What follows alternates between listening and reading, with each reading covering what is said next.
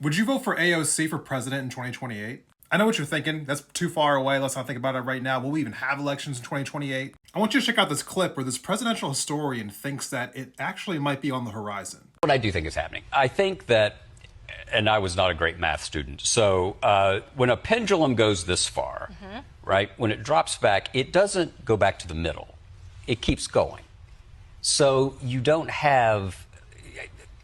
President Trump is not a recipe for us to have a president from the Brookings Institution next time, right? For some sort of moderate, we're all going to reason together.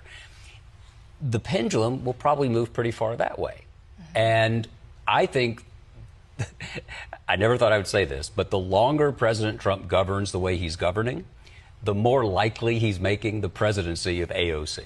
I really do. Really quickly, make sure you like this video and follow our account for more updates in the future. Look, I have to tell you, a lot of people have their issues with AOC, but let's just be honest here. She's one of the few popular politicians we have left in this country.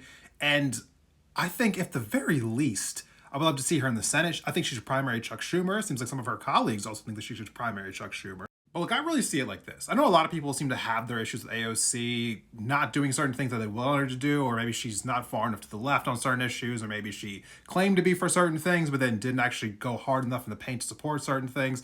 Look, I think that any progress towards the direction we're trying to go in is worth the investment. I personally would love to see AOC as president. And for those of you who think that you want to have somebody even further to the left than her, well, then let's have somebody like her so that we can maybe normalize that the ideas of democratic socialism aren't so scary, so that we can have a more further left president in the future. I'm just going to be honest with all you guys. I honestly cannot stand the purity tests that go on with leftists. I mean, I understand holding politicians accountable. I truly get that. But I think there's a difference between holding someone accountable and then putting the bar in a place where you will not support them unless they do every single thing that you want. I'm sorry, but that politician will never exist. The perfect politician who adheres to everything that you think they should and never does anything wrong.